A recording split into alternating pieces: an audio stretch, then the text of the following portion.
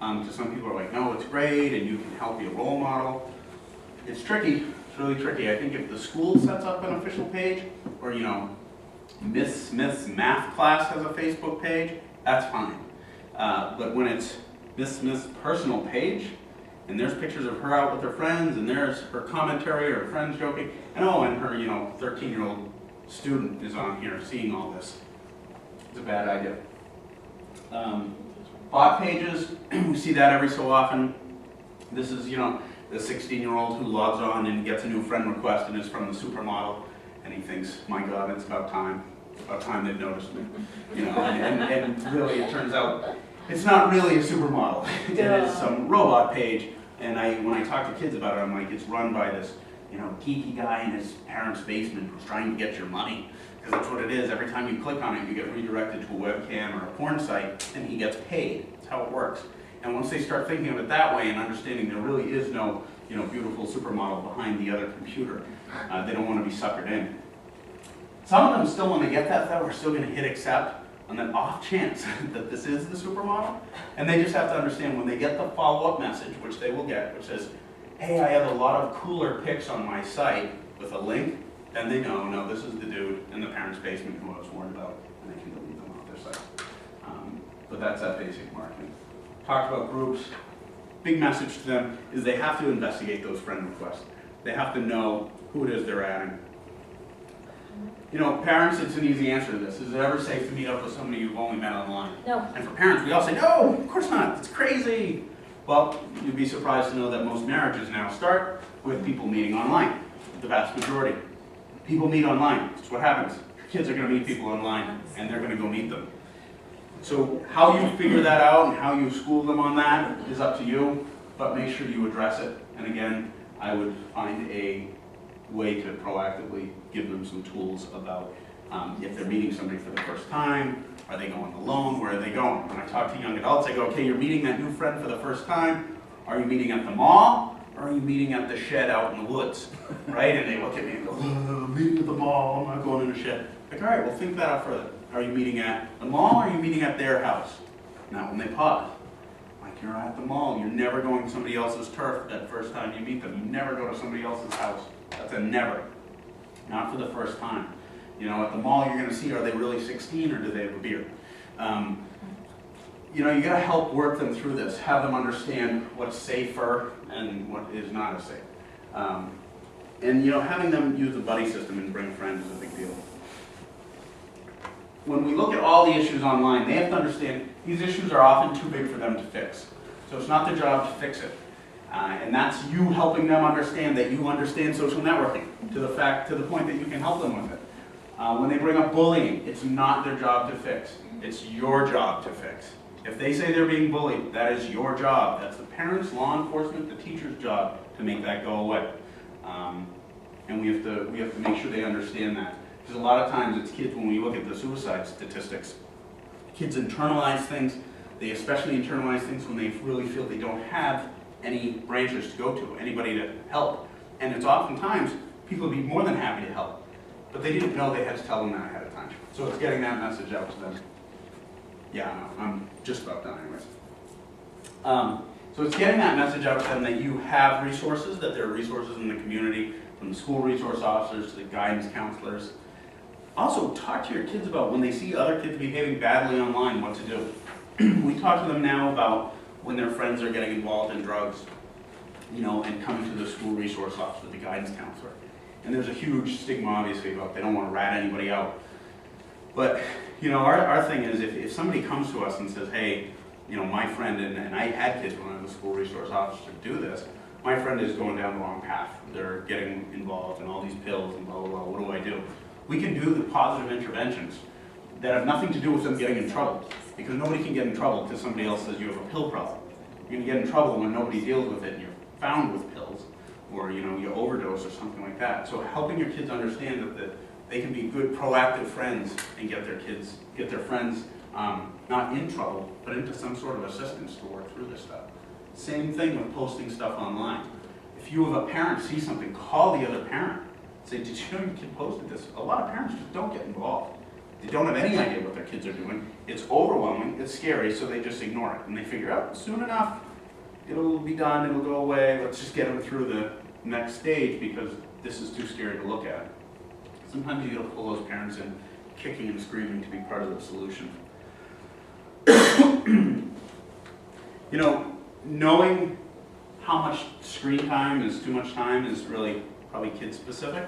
But take a look, there's a lot of research out there, you can just Google it.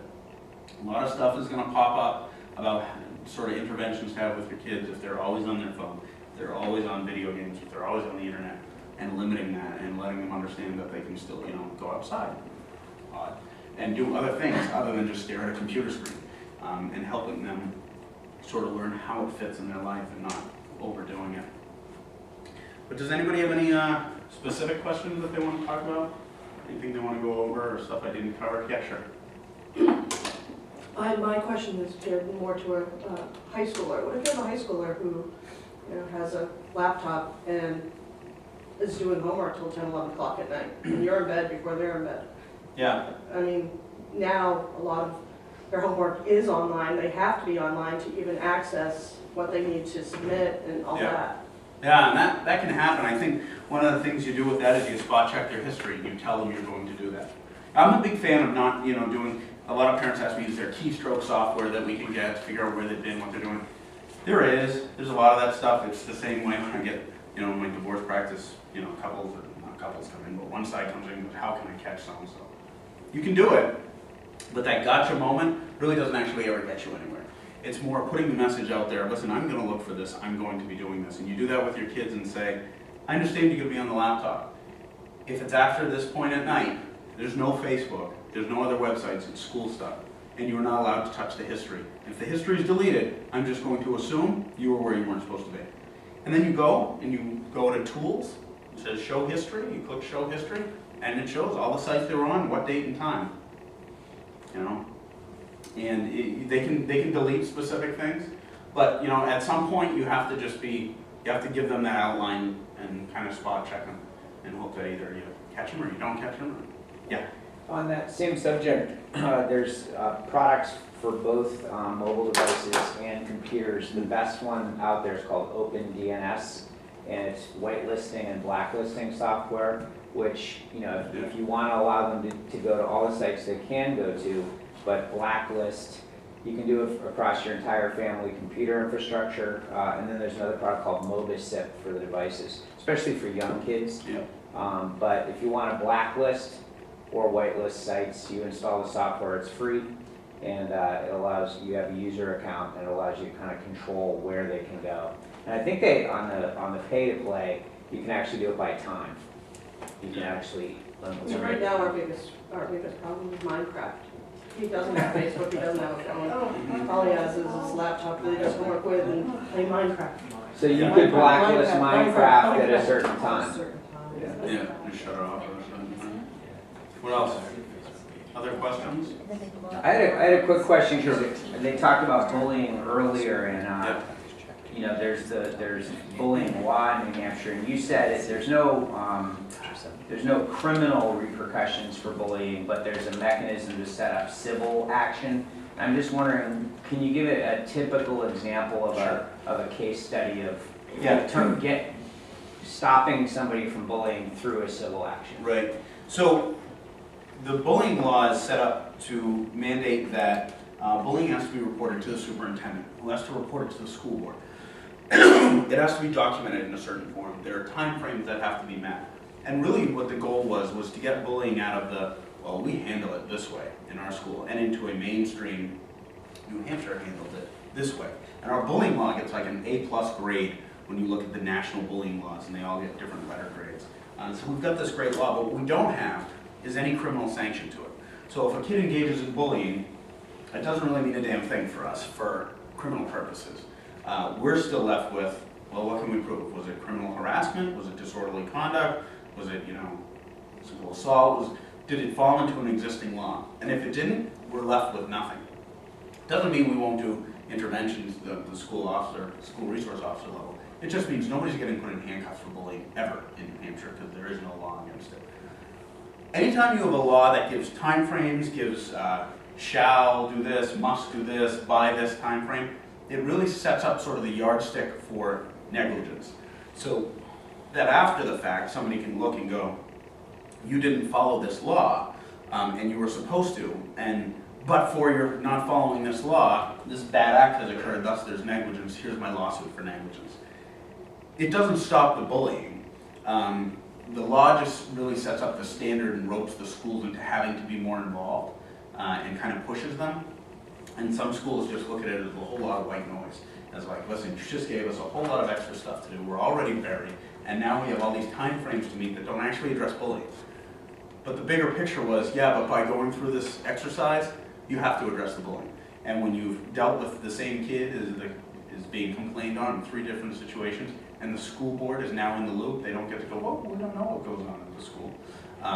There's some value to that. So it has a lot of value, the law is good, but it doesn't go as far as a lot of times people think it does. So how we address bullying in Portsmouth, besides that stuff on the criminal level, is depending on the age of the kid, we'll look for an age-specific sort of way to deal with it. We used to use community diversion a lot. Of course, when the state legislature cut basically all the funding for just about every government program in New Hampshire, community diversion program went out of business. We have no diversion program now, so it's all kid-specific. And what that means to me is I have a detective assigned to 2 schools. I have this kid I want to divert. Now, part of that detective's time is going to be monitoring this kid's diversion contract, which is really difficult to do when you have 1,200 kids in the high school and however many in the middle school. It just gets overwhelming.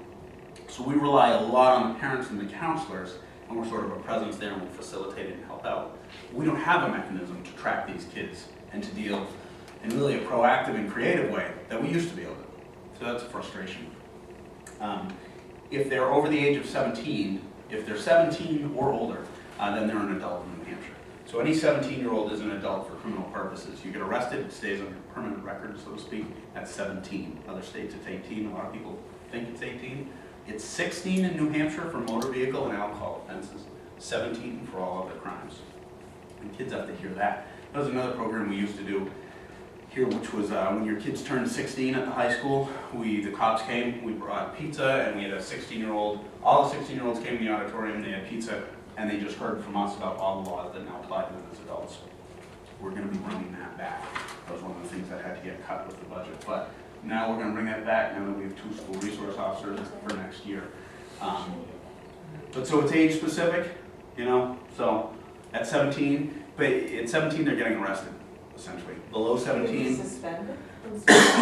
Yeah, so it's a bifurcated process. You know, Right. You'd be suspended. So there's like a bifurcated process. The school has theirs, and the school might be, hey, first offense you're suspended, second offense you're suspended for 2 weeks, third offense you're facing expulsion. It could be something like that. I'm not so much involved in that. I have no actual But just input to know on it that there's whatsoever. some consequences, because what you're, There is. the way you're saying it sounds like unless you're 17, there's really Yeah. no consequences for the kid. And then on the criminal side, unless you're 17, there is no adult consequences, but we have the ability to petition kids to court if it would be a crime if they were older. So if they were 17, they'd be getting arrested. If they're 15 and doing it, and it's really a crime, they're committing harassment or something else, then we'll petition them to juvenile court as a delinquent juvenile, and the court will say, okay, you're gonna, write a paper, you're gonna do community service, you're gonna do this, and give them that, criminal ramifications. Are you ready? We're all done.